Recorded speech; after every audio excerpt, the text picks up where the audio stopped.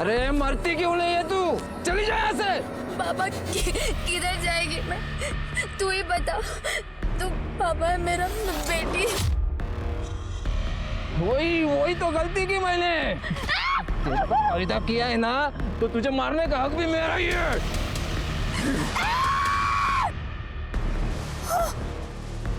किसी दिन दिमाग घूम गया ना तो सच में मार दूंगा तुझे।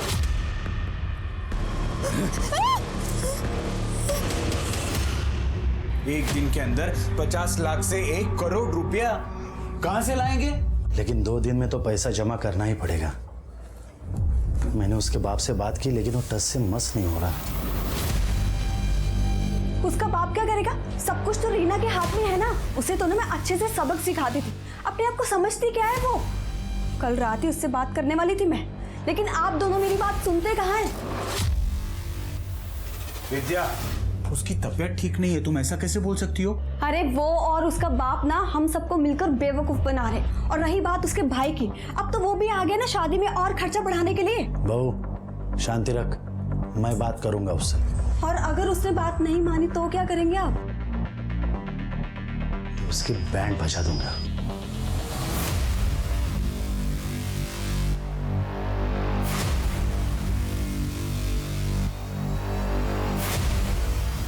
क्या हुआ?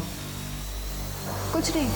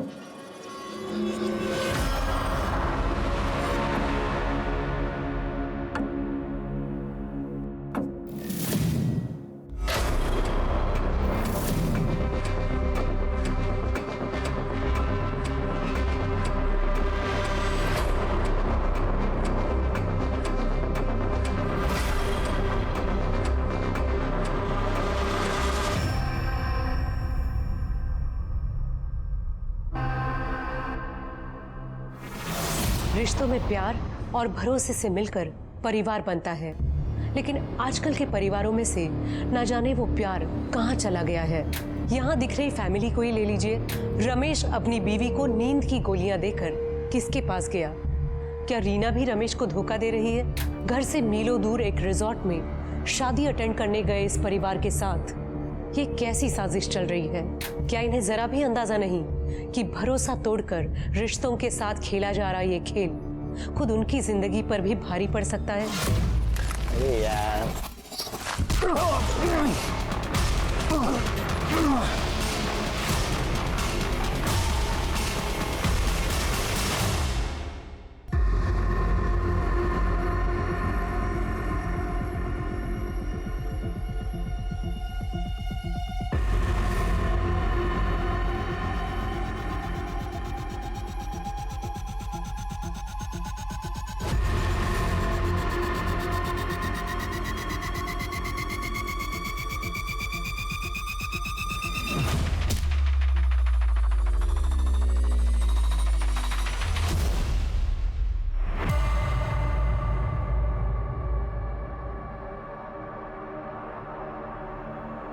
रीना,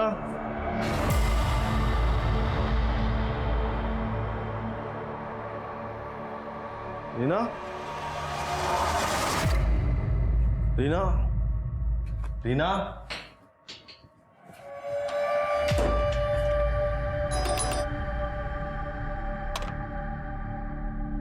रीना है? नहीं। प्रकाश दादा, रीना है यहाँ? रीना इतनी सुबह सुबह कहाँ चली गई? वही तो ढूंढ रहे। नहीं बेटा, यहाँ तो नहीं आई। फोन भी नहीं उठा रही है। एक्सक्यूज मी, ये मेरी बीवी रीना, इसको देखा कहीं? नहीं भाई साहब, आपने इसको देखा? दादा, रमेश, दादा मिली कहीं? कैंटीन में भी देखा, रीना कहीं नहीं है। एक काम करो, आप उधर पीछे देखो, मैं बाहर जाके देखता हूँ। हरीश, रीना मैम को देखा कहीं? नहीं साहब। किधर चली गई है? किसे फोन कर रहे हो? पुलिस का और किसे?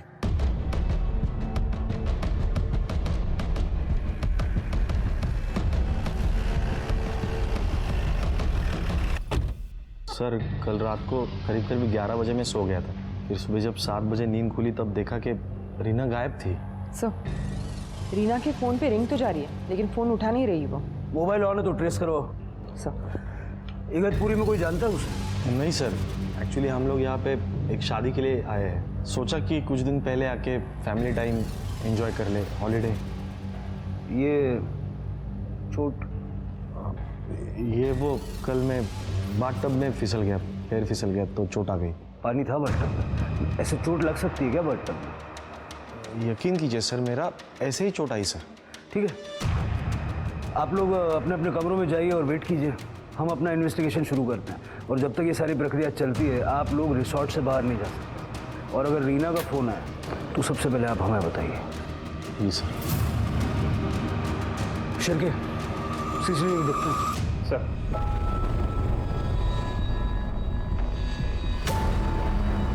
मतलब इतना साफ है कि रीना सुबह 5:45 बजे बाहर निकली थी।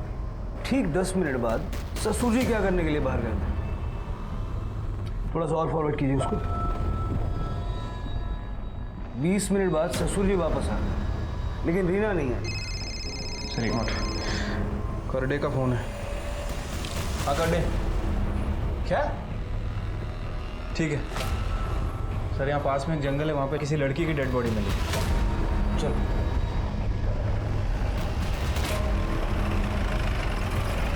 सर, इधर आइए। एक बार पहचान करवा लो। ठीक है सर, मैं रमेश को कॉल करता हूँ। रीना के साथ ये कैसे? देखिए, पहली नज़र में तो ये एक हादसा लग रहा है लेकिन कुछ कह नहीं सकते। सर प्लीज पता लगाइए मेरे बहन के साथ क्या हुआ है और किसने किया। हम पता लगाएंगे लेकिन जब तक ये इन्वेस्टिगेशन हो नहीं जाती आप लोगों में से कोई रिसोर्ट से बाहर नहीं जा सकता। फिलहाल आप अपने अपने कमरों में जाइए।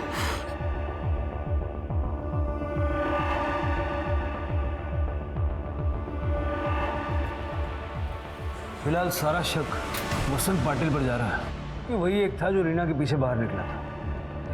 बात करते हैं उससे, देखें उसके पास कोई एक्सप्लेनेशन है क्या। Right sir. बॉडी को पोस्टमार्टम के लिए भेज दो। सर। हाँ सर, मैं गया था सुबह बाहर। वो तो हम जानते हैं, आप ये बताइए क्यों गए थे? वो रीना और मैं सुबह वॉक के लिए जाने वाले थे, वैसी बात हुई थी रात में। मुंबई में भी ऐसे ही वॉक के लिए जाते थे क्या? नहीं सर। फिर आज वॉक पे जाने की कोई खास वजह?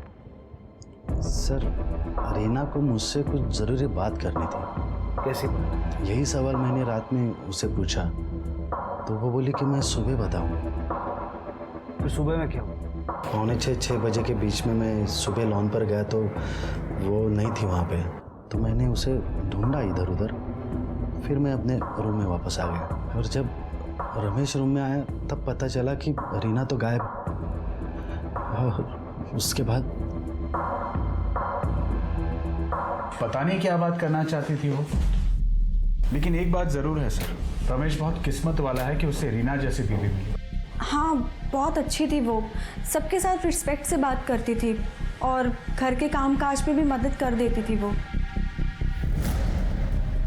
हमारे घर आकर 1 हफ्ता ही हुआ था उसे, घर का पूरा रूटीन उसे याद हो गया था। बाबा तुमची बीपीची गोळी। मैं रोज बोलता हूँ लेकिन तुम्हें याद रहता है। बहुत अच्छी तरह से मेरा ख्याल रखती थी वो। ज़्यादातर बात नहीं करती थी, चुपचाप रहती थी। मैं भी इस बात से खुश था क्योंकि मैं भी कम बातचीत करना पसंद करता हूँ, लेकिन हम खुश थे। ये रही तुम्हारी चाय थैंक यू। और ये तुमने फाइल्स मंगाई थी ना? हाँ, रख दो आप। अरे तुमने न्यूज़पेपर नहीं पढ़ा आज का? अरे टाइम ही नहीं मिला। ठीक है, मैं पढ़ देती हूँ। मतलब शादीशुदा जिंदगी में रीना के साथ कोई झगड़ा, कोई प्रॉब्लम नहीं थी? नहीं नहीं, जीजू को क्या प्रॉब्लम हो सकती है रीमा से? अरे मेरी बहन तो एकदम परफेक्ट थी उनके लिए। आपको इस बारे में कुछ नहीं कहना? मुझे लगता है रीना शादी के बाद बहुत चुप रहने लगी थी। मतलब उसकी शादी नहीं हुई थी ना, वो हम लोगों के साथ थी, वो बहुत अलग थी। तुम्हारी भी यही राय है? नहीं नहीं, ऐसा कुछ नहीं था। तुम कुछ भी क्या बोल रही हो?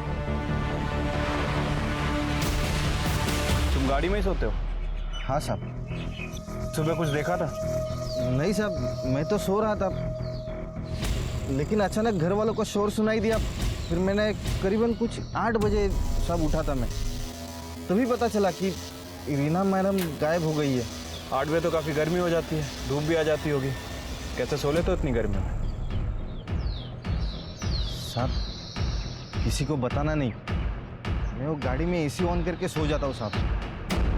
सर, रीना के बारे में अब तक तो सबने अच्छा ही अच्छा कहा है, लेकिन ज़रूरी नहीं है कि ये सभी लोग सच बोल रहे हो। सर, हो सकता है कि ये लोग झूठ भी बोल रहे हो। एक सुनीता ही है जिसे लगता है कि शादी के बाद रीना बदल गई है, लेकिन उसे भी गलत साबित करने में अजीत ने कसर नहीं की, तुरंत उसे टोक दिया। लेकिन समझ नहीं आ रहा कि अजीत ने ऐसा क्यों किया। फिर के मुझे लगता है कि रीना की डेथ एक्सीडेंटल नहीं है।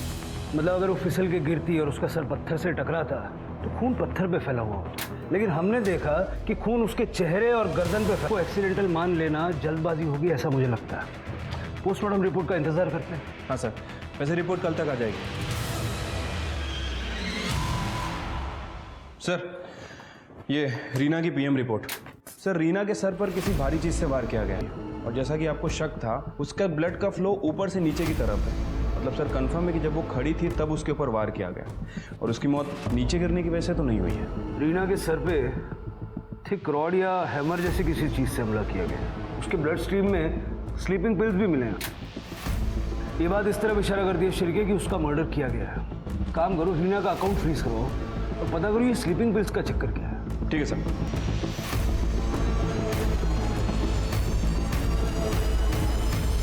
वो रीना इन गोलियों के बिना सो नहीं पाती थी। कितनी गोलियां?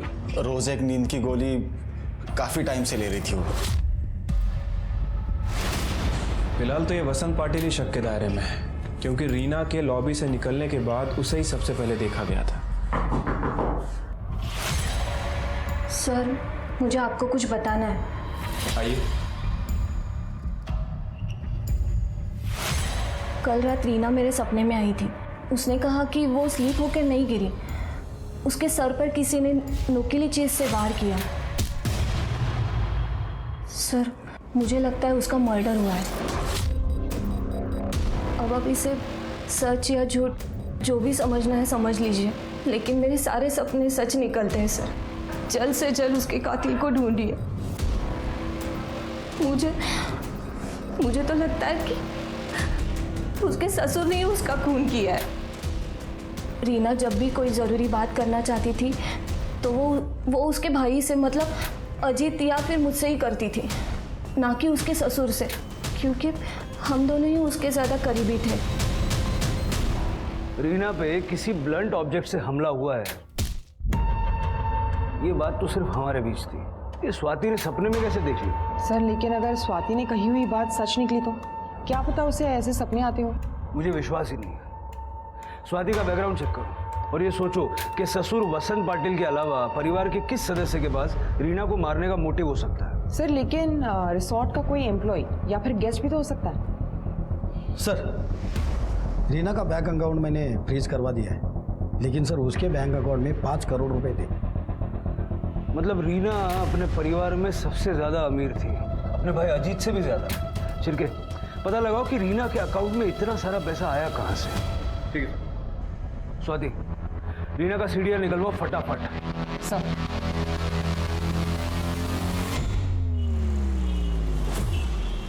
सर, मर्डर होने के बाद से होटल से 2 लोग गायब हैं। एक तो हाउसकीपिंग स्टाफ मनोहर सूले और दूसरा संजय देसाई, जो कि गेस्ट था। ये संजय देसाई 7:30 बजे चेकआउट करके चला गया, और ये मनोहर नाइट शिफ्ट में ड्यूटी खत्म करके सुबह गायब हुआ है। शिरके, इस मनोहर को जल्द से जल्द ढूंढो और संजय की डिटेल्स निकालो। इन दोनों का रिसोर्ट से गायब हो जाना, इस बात का रीना के मर्डर से कोई कनेक्शन हो सकता है। और रीना का सीडीआर आते सबसे पहले ये चेक करना इन दोनों में से कोई उसके कांटेक्ट में तो नहीं। ठीक है साहब। कहाँ जा रहा है? रुक साहब, अभी बिजी है। काय झालं? सर आतमध्ये आलं बघतोय। साहब मैं रामचंद्र गोयल, वो जंगल में वो बड़ा होटल है ना, उसके पास ही जंगल में रहता हूँ। वो रिसोर्ट के उधर? हाँ साहब मेरी 24 साल की बेटी योगिता कल से गायब है साहब। उसका पति नारायण गरत ने उसे कुछ महीने पहले घर से निकाल दिया था। तब से मेरे साथ ही रह रही थी साहब। कल सुबह जंगल में लकड़ी लेने गई थी, तब से वापस नहीं लौटी। कितने बजे गई थी लकड़ी लेने? रोज की तरह सुबह 5:30-6 बजे साहब। फोटो वगैरह है कुछ उसकी? होगी साहब। कर दे। चल चल। शिरके, ये लड़की भी तभी गायब हुई जब रीना का मर्डर हुआ था। इन दो बातों का आपस में कोई ना कोई कनेक्शन हो सकता है। जरा उस लड़की के पति नारिया से पूछताछ करो। ठीक है सर। इस नंबर पे सर रीना के कॉल रिकॉर्ड से पता चला है एक आदमी उसे लगातार कॉल्स और मैसेजेस करता था। वो शख्स संजय देसाई है। संजय देसाई, ये वही है ना जो कल रिसोर्ट से चला गया था? हाँ सर। सर दोनों में अक्सर मैसेजेस एक्सचेंज हुए हैं और सर 6 तारीख की रात को 11:30 बजे वो दोनों मिलने वाले थे लॉन में। सर संजय का मोबाइल ट्रेस नहीं कर पा रहे क्योंकि शायद बंद होगा। मुंबई पुलिस से रिक्वेस्ट करो कि उसके घर जाके पूछताछ करें। सर एक और बात, उमाकांत देशमुख से बात हुई है, वो आता ही होगा। साहब वो 5 करोड़ रुपए मैंने इसीलिए उनके अकाउंट में जमा किए थे ताकि पाटिल फैमिली मेरी बेटी को परेशान ना करे। तो ऐसा क्यों करना पड़ा? क्या पाटिल परिवार ने आपकी बेटी को तंग करके पैसों की मांग की थी? नहीं, वैसा तो उन्होंने कभी नहीं किया था, लेकिन मेरी बेटी नॉर्मल लड़कियों की तरह नहीं थी। मतलब वो थोड़ी एबनॉर्मल थी, थोड़ी दिमाग से कमज़ोर थी। उसकी माँ की अचानक मौत के बाद उसको सदमा लग गया था। वो सदमे से कभी बाहर ही नहीं निकली। फिर ऐसी लड़की से कौन शादी करता बताइए? और इसीलिए रमेश को मैंने 5 करोड़ रुपए दिए थे उसे शादी करने के लिए हर्जाना के रूप में। ये संजय देसाई कौन है? ये संजय देसाई है इस सब फसाद की जड़। मेरी बेटी से झूठा प्यार करता था, वो पैसों का लालची था और इसलिए जब मेरे से बहस करने के लिए मेरे घर पर आया था ना, मैंने उसको शादी करने के लिए मंजूरी नहीं दी थी। अरे तुम्हारी हिम्मत कैसे हुई मना करने की वजह पूछने की? रीना मेरी बेटी है, मैं जिससे चाहे उसे से शादी करा दूंगा और जिससे भी करा दूंगा ना वो तेरे जैसा लोभी नहीं होगा, समझे? ससुर जी, बेहतर होगा रीना का हाथ आप खुद मेरे हाथ में दे दो, क्योंकि रीना को ना किसी और के साथ होकर मैं रहने नहीं दूंगा। लेकिन आप संजय देसाई के बारे में क्यों पूछ रहे हो? आपको कैसे पता उसके बारे में? देखिए, संजय न सिर्फ शादी के बाद रीना के टच में था, बल्कि जिस दिन रीना की मौत हुई उस सुबह तक वो उसी रिसोर्ट में था। तो डेफिनेटली उसी ने मेरी बेटी को मारा है। उसे धमकी दी थी मेरी बेटी को जान से मारने की। आप उसे अरेस्ट कीजिए। फिलहाल वो कहीं छुपा हुआ है, लेकिन ज्यादा दिन तक बच नहीं पाएगा। तो जहां कहीं भी होगा आप उसे ढूंढ के निकालिए और सजा दीजिए उसे। सर, जंगल में एक डेड बॉडी मिली है।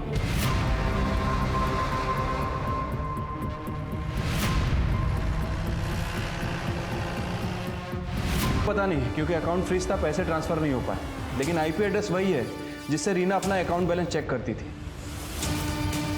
मतलब ये पाटिल परिवार में से किसी का काम है?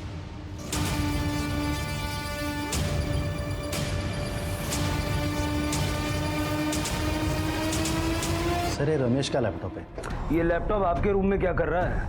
रात में मुझे नींद नहीं आ रही थी तो रमेश को बोल के मैं एक पुरानी फिल्म देख रहा था। इस लैपटॉप से कल रीना के अकाउंट से फंड्स ट्रांसफर करने की कोशिश की गई।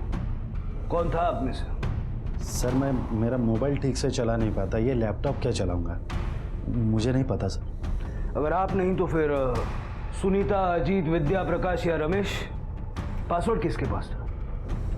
रमेश, शायद तुम्हें पासवर्ड पता होगा ना, लैपटॉप भी तुम्हारा है। हाँ सर, लैपटॉप मेरा है, लेकिन मुझे नहीं पता पासवर्ड। वो लैपटॉप से यूज़ करती थी उसका अकाउंट, लेकिन मुझे पासवर्ड नहीं पता। रमेश पे कड़ी नजर रखो। मुझे लगता नहीं है कि उसे अपनी बीवी के अकाउंट का पासवर्ड पता नहीं होगा। सर योगिता का पति 1 हफ्ते से शराब पी के बीमार होने की वजह से लोकल गवर्नमेंट हॉस्पिटल में एडमिट है। मतलब वो कातिल नहीं हो सकता, फिर कौन हो सकता है? ये मनोहर और रवि का कुछ पता चला? सर अपने खबरिया को काम पे लगा दिया है, जल्दी पता चल जाएगा। एक minute sir. Hello, okay sir. Sanjay Desai को मुंबई पुलिस ने अरेस्ट कर लिया है, वो उसे इगतपुरी लेके आ रहे हैं। सर योगिता की पीएम रिपोर्ट। योगिता को भी रीना की तरह ही मारा गया है और इसकी मौत 7 अप्रैल को सुबह 6 बजे से 8 बजे के बीच में हुई है और रीना की मौत भी उसी दौरान हुई थी। सर जब हमने इस रामचंद्र भोयर के पड़ोसियों से पूछताछ की थी तो उन्होंने बताया था जब से योगिता नारा के घर से आई थी तब से रामचंद्र उस पर नाराज था। सर योगिता को खुद पे बोझ बता के वो आए दिन उस पर गाली गलौज करके मारपीट करता था। हमारे सामने रो रो के अपने आप को अच्छा बाप बताने की कोशिश कर रहा था। कहीं उसी ने तो नहीं मारा? मुझे मत मारो। हो सकता है रीना ने उसे देख लिया हो और उसने रीना को भी मौत के घाट उतार दिया।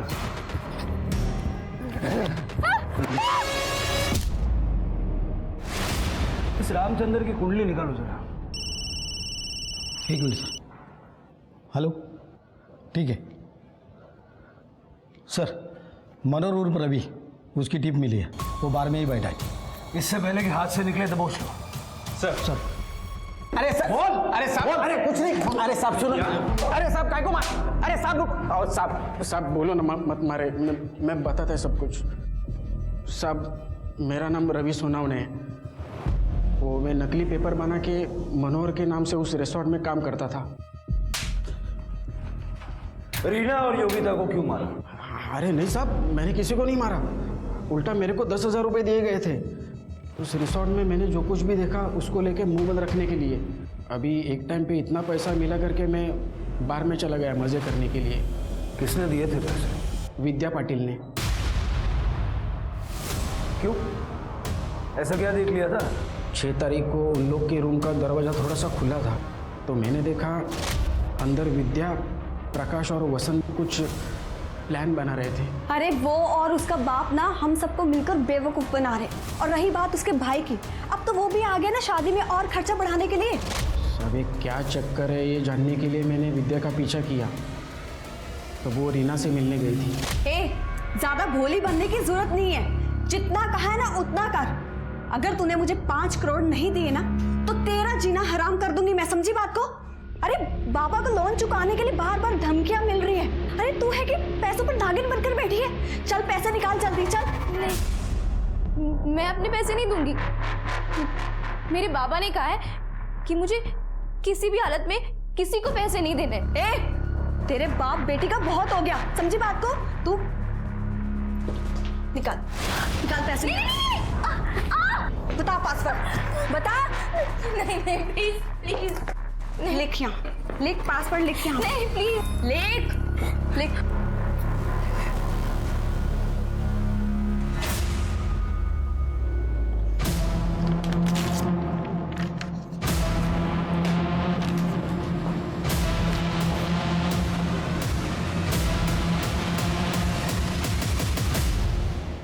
हाँ सर, मैंने रीना से ज़बरदस्ती पासवर्ड लिया था, लेकिन अपनी फैमिली की जान बचाने के लिए। आप ही बताइए सर, पैसे क्या जान से बढ़कर थे? लेकिन वो पैसा तुम्हारा भी तो नहीं था, तुमने ही रीना का अकाउंट एक्सेस किया था। वो सर, मुझे पता था कि लैपटॉप बाबा के रूम में है। बाबा जैसे ही नहाने के लिए गए तो मैं उनके रूम में गई और फंड ट्रांसफ़र करने की कोशिश की, लेकिन सच में सर, पासवर्ड जैसे ही लॉगिन किया वो अटक गया था और मैं वहाँ से गुस्से में निकल गई थी। सच क्या है तो जल्दी पता लग जाएगा, लेकिन एक बात याद रखना, तुम पे शक बढ़ गया है। जाओ। सर रमेश के कॉल डिटेल्स चेक किए हैं सर। पता चला है कि वो किसी चेतना वैद्य नाम की लड़की से कांटेक्ट में था। ये चेतना वैद्य उस दिन मुंबई से निकली है जिस दिन पाटिल फैमिली यहाँ इगतपुरी पहुंची, लेकिन अभी तक वापस मुंबई नहीं लौटी है। फ़ोन कर रहा हूँ लेकिन इसका फ़ोन बंद है। स्वाति, चेतना का मोबाइल ट्रेस करो। सर हाँ, वो चेतना वैद्य हमारी क्लाइंट है सर, लेकिन मुझे नहीं पता वो मुंबई से उस दिन कहाँ चली गई और क्यों। अब ये इत्तेफाक भी हो सकता है सर कि उसी दिन वो कहीं गई। शिरके, ये रमेश कुछ नर्वस लग रहा था, चेतना की लोकेशन निकालो तुरंत। ठीक है सर। सर रीना फिर से मेरे सपने में आई थी। बहुत रो रही थी। वो कह रही थी कि रमेश और उसकी फैमिली ने उसे मारा है, मुझे इंसाफ दिलाओ ऐसे कह रही थी। तो जब इतना बताया तो ये भी बताया होगा कि उसे किसने मारा, उसके पैसे ट्रांसफ़र करने की कोशिश किसने की। बता दो, इन्वेस्टिगेशन में हेल्प हो जाएगी। जहाँ तक मुझे याद है उसने कहा था रमेश उसके पास पैसों की मांग करता था, उसी ने पैसे ट्रांसफ़र करने की कोशिश की होगी। मुझे भी एक सपना आया कि तुम्हें झूठ बोलकर इन्वेस्टिगेशन को गुमराह करने के जुर्म में अरेस्ट कर लिया गया। और देखो ये सपना सच हो रहा है। स्वाति, अरेस्ट कर लो इसे। नहीं सर, सर मैं मानती हूँ कि मैंने सपने वाली बात झूठी कही। मैंने चुप कर आप लोगों की बात सुन ली थी कि रीना की मौत कैसे हुई है। फिर कि मुझे लगता है कि रीना की डेथ एक्सीडेंटल नहीं है। मतलब अगर वो फिसल के गिरती और उसका सर पत्थर से टकराता तो खून पत्थर पे फैला हुआ होता, लेकिन हमने देखा कि खून उसके चेहरे और गर्दन पे फैला हुआ था। पोस्टमार्टम रिपोर्ट का इंतजार करते हैं। ऐसा तुमने क्यों किया? मेरे पति अजित फाइनेंशियल प्रॉब्लम में है, वो किसी से कभी कुछ नहीं मांगेंगे, मैं जानती हूँ। जब मेरे ससुर ने रीना के अकाउंट में 5 करोड़ रुपए डाले और उन्हें कुछ नहीं दिया, इसलिए मैंने सोचा कि मैं ऐसा कुछ करूँगी कि वो 5 करोड़ रुपए अजित के पास आ जाए। तुमने अभी जो कुछ बताया है वो तुम्हें और तुम्हारे पति को सस्पेक्ट बनाने के लिए काफी है।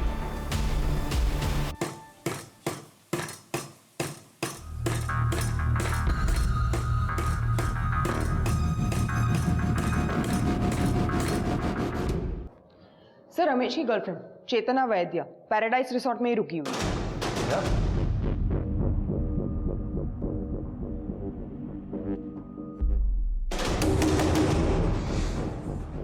देखो, हमारे पास मास्टर की है, हम अंदर आ सकते हैं। बेहतर यह है कि तुम दरवाजा खोल दो।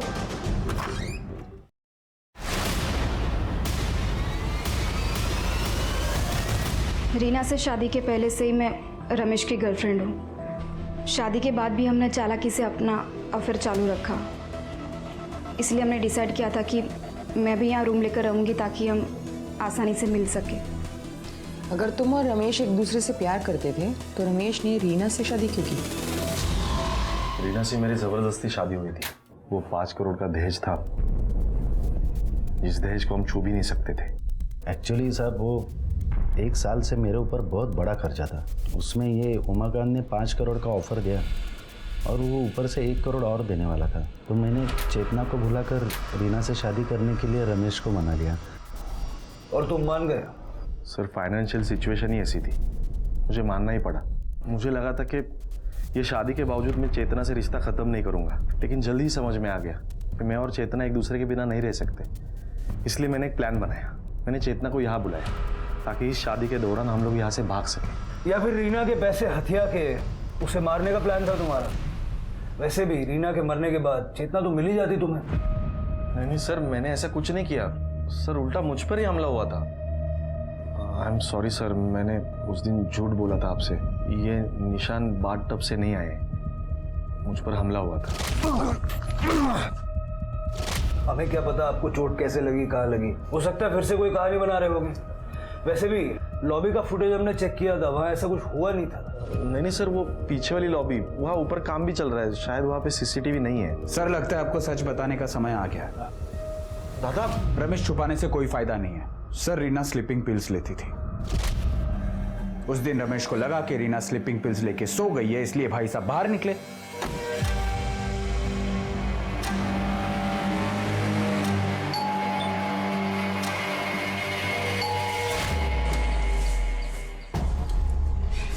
बहुत देर कर दी आते आते।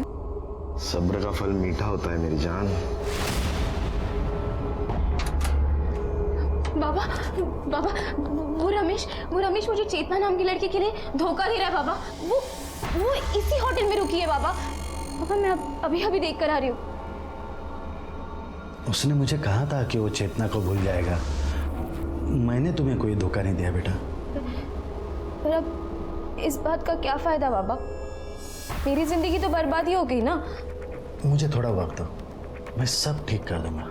लेकिन अब तुम तुम्हारे कमरे में जाओ, सुबह 5:45 बजे लॉन पर आ जाओ, वॉक करते करते बात करेंगे। सर, फिर जैसे तय हुआ था वैसे ही मैंने किया। मैं सुबह वो लॉन पे पहुंचा तो वहाँ पे वो नहीं थी। मैंने इधर उधर ढूंढा लेकिन वो नहीं मिली। मैं वापस अपने रूम में आ गया क्योंकि उसने कंफर्म नहीं किया था कि वो आएगी। और फिर थोड़ी देर के बाद में रमेश जब रूम में आया तब मुझे पता चला कि रीना गायब है। बहुत अच्छी कहानी बनाई है, लेकिन ये नहीं बताया कि पहले रीना को मारा, बाद में रमेश के साथ मिलके उसके गायब होने का ड्रामा किया। क्यों? नहीं सर, हम सच कह रहे हैं सर। सर एक्चुअली आज ही मैंने मुंबई में फ़ोन करके पैसों का बंदोबस्त किया है सर, और लोन में से बहुत सारा लोन तो आज वापस भी कर दिया। सच का पता तो जल्दी लग ही जाएगा। शिरके, 24 घंटे के लिए एक कांस्टेबल तैनात करो यहाँ इन पर नजर रखने के लिए। ठीक है सर। सर एक मिनट। हेलो, ठीक है, हमारा है सर। मुंबई पुलिस संजय देसाई को ले आई है। वो रीना की शादी किसी और से करवा रहे थे सर। मैं क्या करता, इसलिए मैंने उनको धोखा है। मैं रीना से बहुत प्यार करता था सर। लेकिन उमाकांत का कहना है कि तुम उनकी बेटी से नहीं, उनके पैसों से प्यार करते हैं। ऐसा कुछ नहीं है सर। हाँ, उस वक्त फाइनेंशियल क्राइसिस थी, इसलिए शायद उमाकांत देशमुख को ये लगा होगा कि मैं पैसों के पीछे हूँ। लेकिन रीना के सारे खामियों के बावजूद मैं उसे अपनाने के लिए तैयार था सर। मुझे दिल्ली जाना था कुछ काम से, और जैसे मैं दिल्ली गया उन्होंने रीना की शादी रमेश के साथ करवा दिया सर। उन्होंने रीना को एक कॉल तक नहीं करने दिया मुझे, फ़ोन तक छीन लिया उससे। उन्हें लगा कि एक बार शादी हो जाए तो मैं पीछे हट जाऊँगा। एकदम टूट गया था सर। फिर हिम्मत जुटा के एक दिन मैंने उसे फ़ोन किया।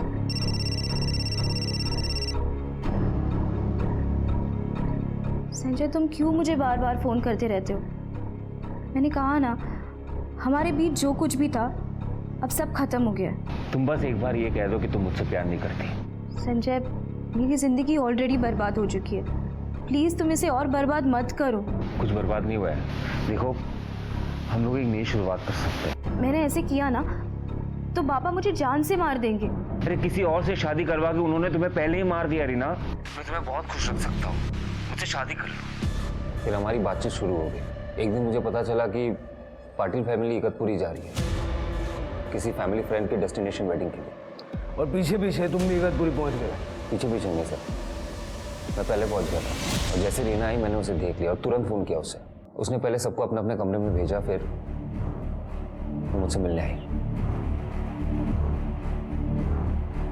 संजय, तुम लोग क्या कर रहे हो? तुम होश में तो हो ना? होश ही तो नहीं है ना। अगर किसी ने तुम्हें यहाँ देख लिया ना तो बहुत बड़ी प्रॉब्लम हो जाएगी। क्यों मुझे इस तरह से परेशान कर रहे हो तुम? ठीक है, आज से मैं तुम्हें परेशान नहीं करूंगा। I promise you this. बस ये कह दो कि तुम चाहती क्या हो। मैं तुम्हें अभी कुछ नहीं बता सकती। तो कब बता सकती हो? मैं तुम्हें मैसेज करती हूँ, ओके? आज या कल रात को। हमने ये तय किया था कि रात को 11:30 बजे मिलेंगे। मैं लॉन में इंतज़ार कर रहा था रीना का। उसने मुझे ये कहा था कि एक बार रमेश सो जाए फिर वो आएगी मुझसे मिलने। सर, मैं लॉन में इंतज़ार कर ही रहा था कि मैंने रमेश को देखा। वो शायद बाहर आया था सिगरेट पीने। उसे देख के मेरा दिमाग ख़राब हो गया सर। फिर मैं पार्किंग से एक हेलमेट निकाला, अपने फेस को कवर किया और उस पर जाके वार कर दिया। उसने मुझसे मेरा प्यार छीना है। उसे मार के मैं वहाँ से भाग गया और कहीं जाके छिप गया। कुछ वक्त बाद रीना ने मुझे फ़ोन किया, वो मुझसे मिलने आ रही थी। रीना, जिंदगी भर की बात है, तुम अपने आप को ऐसे सजा क्यों दे रही हो? भाग चलते रीना। नहीं संजय, ये सब इतना आसान नहीं है। मुझे सोचने को थोड़ा वक्त चाहिए। कितना वक्त चाहिए तुम्हें? यहाँ से मुंबई जाने तक का, ठीक है? पर प्लीज़ तुम मुझे परेशान करना बंद कर दो। ठीक है, जैसे तुम चाहो। मैं कल सुबह मुंबई के लिए निकल जाऊँगा। मुझे पता नहीं था कि उसी सुबह उसका मर्डर हो गया था सर। ये बात मैंने पेपर में पढ़ा, मैं एकदम टूट गया। अच्छी कहानी है, लेकिन ये भी तो हो सकता है कि जब रीना ने तुम्हारे साथ भाग जाने से इनकार किया तो तुमने रीना को मार दिया और वहां से भाग गए। मैंने रीना को नहीं मारा। ठीक है, रीना के मर्डर के शक में इसे कस्टडी में लो। अब मेरे साथ ऐसे नहीं कर सकता सर। अरे मैंने खून नहीं किया सर। अभी कांस्टेबल शिंदे का फोन आया, जंगल में खून से सना हुआ हथौड़ा मिला है। तुरंत उसे फॉरेंसिक में भेजो और सारे फिंगरप्रिंट्स चेक करो। सर। ऑफिसर, इस केस में एक के बाद हो रहे चौंकाने वाले खुलासों के बावजूद पुलिस रीना और योगिता के कातिल का पता नहीं लगा पा रही थी।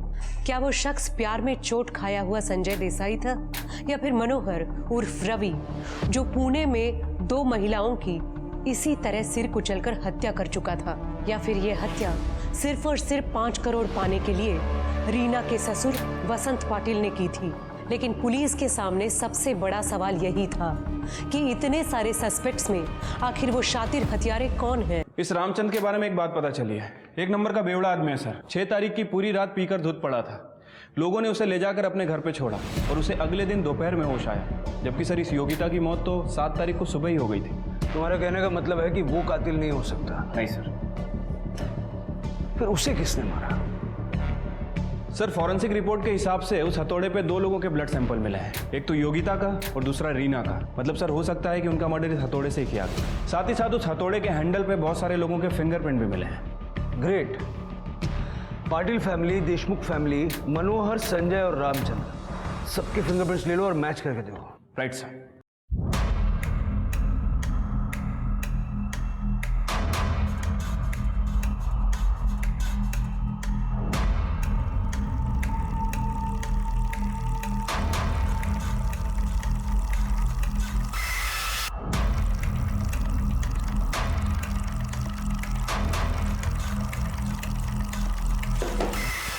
यहाँ से कोई हथौड़ा गायब हुआ है क्या? हाँ साहब, लेकिन आपको कैसे पता चला? ये हथौड़ा है? हाँ साहब यही है। अब मिल गया तो मुझे दे दो ना साहब वापस। ये हथौड़ा नहीं मिल सकता, अभी दूसरा खरीद लो, इससे मर्डर हुआ है।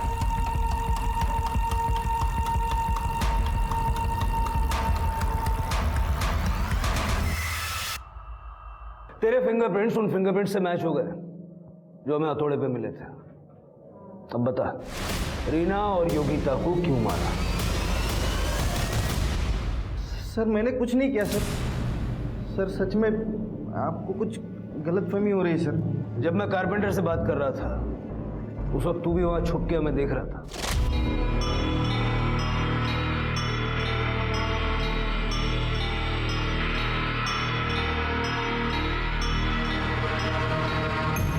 इसी ग्लास से तेरे फिंगरप्रिंट्स उठाए हमने।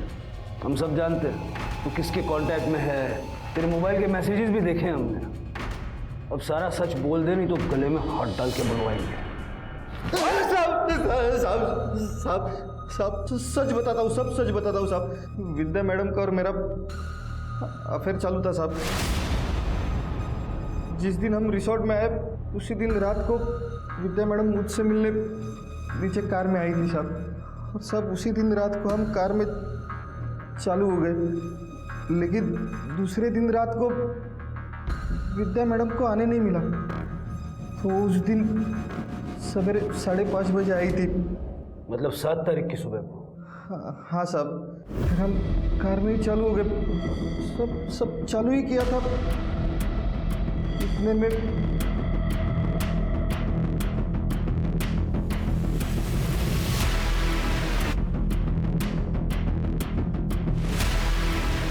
अरे रीना ने तो हमें देख लिया, अब क्या होगा? आप क्या करेंगे? जाओ जल्दी उससे जाकर रोको, वरना मेरी जिंदगी बर्बाद हो जाएगी। जाओ।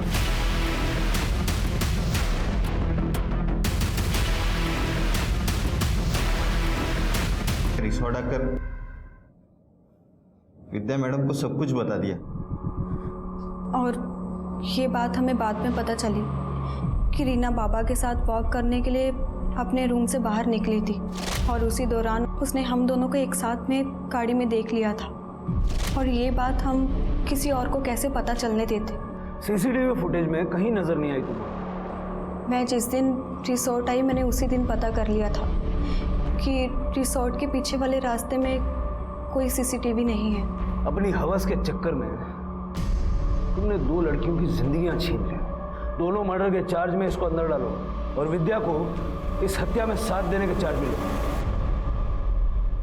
बदकिस्मती ने रीना का अंत तक पीछा किया। पहले पिता ने लालची समझकर संजय देसाई से रीना की शादी नहीं होने दी, जिसे वो प्यार करती थी। ससुराल के नाम पर उसे पाटिल परिवार में वसंत जैसा ससुर और विद्या जैसी जेठानी मिली। इस तरह की बेबसी भरे रिश्तों का अंत ऐसा ही भयानक हो सकता है। इसलिए सबके लिए दिल में प्यार रखने के बावजूद रिश्तों के पीछे छिपकर बैठा लालच और बेईमानी वक्त वक्त पर पहचानते रहिए, जिससे पता चले कि कहीं आपके रिश्ते भी सिर्फ मतलब के रिश्ते तो नहीं। अब मैं सोनाली कुलकर्णी आपसे विदा लेती हूँ। फिर मिलेंगे एक नए केस के साथ क्राइम पेट्रोल सतर्क जस्टिस रीलोडेड में। तब तक अपना और अपने परिवार का ख्याल रखिए।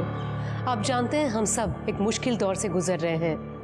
कृपया मास्क पहने, समय समय पर हाथ धोते रहें और ज़रूरत ना हो तो बाहर ना निकले। देखते रहिए क्राइम पेट्रोल सतर्क।